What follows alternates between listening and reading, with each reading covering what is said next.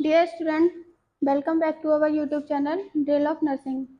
आज के सेशन में हम लोग बहुत ही इंपॉर्टेंट टॉपिक डिस्कस करेंगे जो है तो बहुत बेसिक पर मोर इम्पोर्टेंट है एग्जाम के पर्पज से भी, नॉलेज के पर्पज से भी। तो आज हम डिस्कस करेंगे difference between plant and animal cell. Plant और एनिमल सेल में क्या डिफरेंस होता है। तो सबसे पहले हम देखते हैं सेल। सेल क्या है? What is cell? A cell is the basic structure and functional unit of life. जो सेल होती है वो जीवन की कार्यात्मक और रचनात्मक इकाई होती है। जो जो ये सेल जो होती है ये एनिमल्स में भी होती है और प्लांट्स में भी होती है, पर कुछ मेजर इनके डिफरेंस होते हैं वो हम लोग आज देखेंगे किस क्या इनके डिफरेंसेस हैं। अब इसके बाद आता है, इससे पहले हमने देखा सेल सेल क्या होती है। अब इसके बाद हम देखते हैं इम्पोर्टेंट क्यों है, इसका इसका रोल क्या है।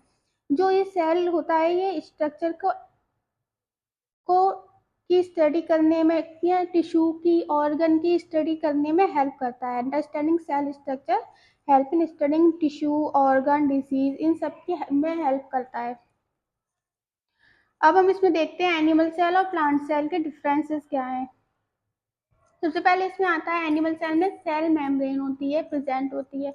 और इसके अपोजिट पहले हम एनिमल सेल के डिफरेंस देख लेते हैं, उसके बाद हम प्लांट सेल के देखेंगे, पॉइंट्स देखेंगे। जो सेल मेम्ब्रेन होती है सबसे पहले देखेंगे हम, ये सेल मेम्ब्रेन प्रेजेंट होती है। सेल मेम्ब्रेन क्या करती है? ये प्रोटेक्शन देती है एनिमल को, प्रोटेक्शन करती है सेल मेम्ब्रेन बाहरी चोट से। इसके अपोजिट प्लांट्स में सेल मेम्ब्रेन का लैक होती है, यानी सेल मेम्ब्रेन प्लांट्स में नहीं होती है, होती भी है तो बहुत ही रफ में होती है, रफ स्ट्रक्चर होता है इसका। लेकिन एनिमल सेल में सेल मेम्ब्रेन एकदम क्लियर होती है। अब दूसरा पॉइंट हम देखते हैं, इसके अपोजिट एनिमल से प्लांट सेल में सेल वॉल होती है और एनिमल सेल में लैक होता है सेल वॉल का। एनिमल में सेल मेम्ब्रेन होती है और प्लांट में सेल वॉल प्रेजेंट होती है। अब इसमें हम अगला पॉइंट देखेंगे, क्लोरोप्लास्ट। क्लोरोप्लास्ट इसमें हो सकता है, ये तो हम नॉर्मली है प्लांट सेल में ही होता है क्लोरोप्लास्ट, क्योंकि ग्रीन कलर के होते हैं। एनिमल सेल में इनका ही लैक होता है, नो नो क्लोरोप्लास्ट होता है। लेकिन जो क्लोरोप्लास्ट होता है इनका काम क्या होता है? ये क्लोरोफिल, हमने पिछले सेशन में देखा था फोटोसिंथेसिस में, कंटेन क्लोरोफिल फॉर फोटोसिंथेसिस। जो क्लोरोफिल होता है वो फोटोसिंथेसिस की प्रोसेस में इंपॉर्टेंट होता है। और एनिमल सेल्स में इसमें इनका लैक होता है, क्योंकि जो एनिमल्स होते हैं वो अपना जो फूड होता है अपने आप से खुद से नहीं बना सकते। तो इनमें एनिमल सेल में क्लोरोप्लास्ट का लैक होता है और प्लांट्स में क्लोरोप्लास्ट प्रेजेंट होती है। अब हम इसमें आगे देखते हैं, मल्टीपल स्मॉलर वैक्यूल्स होते हैं। एनिमल सेल में स्मॉलर वैक्यूल्स होते हैं, छोटे छोटे वैक्यूल्स होते हैं, जबकि प्लांट सेल में जो वैक्यूल्स होते हैं वो लार्ज वैक्यूल्स होते हैं।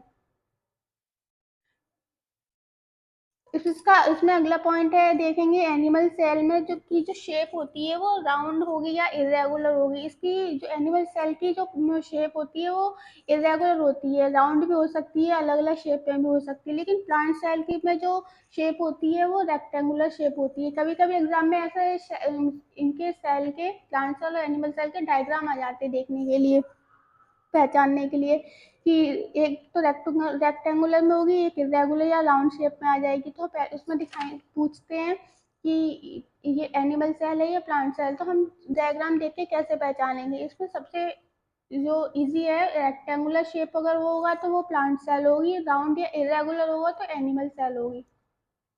तो हम लोग इससे पहचान सकते हैं कि रेक्टेंगुलर है तो प्लांट है और राउंड और इरेगुलर है तो एनिमल सेल है।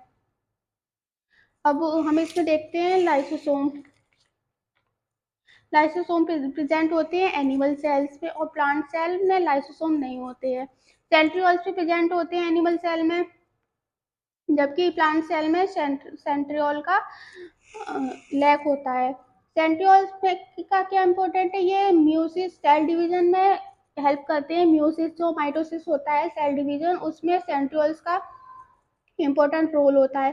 लेकिन जो प्लांट सेल होती है इनमें यूजली इनका लैक होता है और ऑर्गेनाइज सेंटर हल्का सा अगर होगा तो सेंटर में होगा, जिसका कोई यूज मेनली कोई यूज नहीं होता, लेकिन एनिमल सेल में इम्पोर्टेंट रोल होता है सेल डिवीजन के लिए। सेंट्रियोल्स का जो रोल होता है वो सेल डिवीजन के लिए होता है। और इसमें जो वैक्यूल्स होते हैं, यहाँ पे वैक्यूल्स का जो रोल होता है लार्ज वैक्यूल्स का, इसमें वाटर बैलेंस करने के लिए होता है। एनिमल्स में स्मॉल होते हैं, मल्टीपल होंगे, स्मॉल होंगे, और प्लांट सेल में लार्ज वैक्यूल्स होते हैं जो वाटर बैलेंस के लिए में हेल्प करवाते हैं। अब इसमें आगे देखते हैं, बहुत ही इंपॉर्टेंट पॉइंट है। एनिमल सेल में एनर्जी स्टोर क्या होगा, ग्लाइकोजन का होगा, और प्लांट सेल में एनर्जी स्टोर क्या होता है, स्टार्च के रूप में होता है। एनिमल सेल में जो एनर्जी स्टोर होती है वो ग्लाइकोजन के फॉर्म में होती है, और प्लांट सेल में जो एनर्जी स्टोर होती है वो स्टार्च की फॉर्म में होती है। अब हम लोग यहाँ पे देखते हैं प्लांट सेल, यहाँ पे हम लोग जल्दी जल्दी देखेंगे कि प्लांट सेल में और एनिमल सेल्स में क्या डिफरेंस है, क्या क्या होता है। प्लांट सेल में होती है सेल वॉल, प्लांट सेल में होती है क्लोरोप्लास्ट, प्लांट सेल में होता है लार्ज वैक्यूल्स होती है, फिक्स शेप होता है। फिक्स शेप से मतलब है रेक्टेंगुलर शेप ही होगा, फिक्स शेप हो गया। अब यहाँ पे एनिमल सेल में देखेंगे, इनमें सेल वॉल नहीं होती है, लैक होता है सेल वॉल का, लेकिन सेल मेम्ब्रेन होती है। क्लोरो सेल मेम्ब्रेन होती है, क्लोरोप्लास्ट नहीं होता है, और जो वैक्यूल्स होती है वो स्मॉल होती है, और इनका जो शेप होता है वो फ्लेक्सिबल होगा, इरेगुलर होगा, राउंड हो सकता है, इरेगुलर हो सकता है। हम लोग यहाँ पे एक चीज याद रखेंगे, जो प्लांट्स होते हैं वो एक बिल्डर्स होते हैं, स्ट्रॉन्ग होते हैं, स्ट्रक्चर होते हैं, लेकिन जो एनिमल होते हैं वो फ्लेक्सिबल होते हैं, मूव कर सकते हैं, मूवर्स होते हैं, एक जगह से दूसरी जगह मूव कर सकते हैं। और जो प्लांट्स होते हैं वो स्ट्रक्चरल होते हैं, यानी बिल्डर्स होते हैं, एक ही जगह पे स्ट्रॉन्ग भी होते हैं, एक ही जगह पर रहते हैं। अब यहाँ पे हम लोग यहाँ पे डायग्राम देखेंगे, रफली डायग्राम में आप देख सकते हैं एनिमल सेल और प्लांट सेल का डायग्राम है। और सबसे पहले तो हम इनकी पहचान डायग्राम से ही कर सकते हैं। अगर राउंड और इरेगुलर शेप है तो ये एनिमल शेप है, और रेक्टेंगुलर शेप है तो ये प्लांट सेल है। अगर यहाँ पे इसके नाम भी ना दिए हो, केवल डायग्राम हो, तो हम इनसे इनकी पहचान कर सकते हैं। अगर इरेगुलर है, फिर से सुन लीजिए, इरेगुलर है या राउंड है तो एनिमल सेल है, और रेक्टेंगुलर है तो प्लांट सेल है। इसमें केवल एक ही चीज, एक पॉइंट याद रखिए, रेक्टेंगुलर है तो प्लांट सेल है, रेक्टेंगुलर है तो प्लांट सेल है, और अगर राउंड आ गई तो वो एनिमल सेल ही होगी।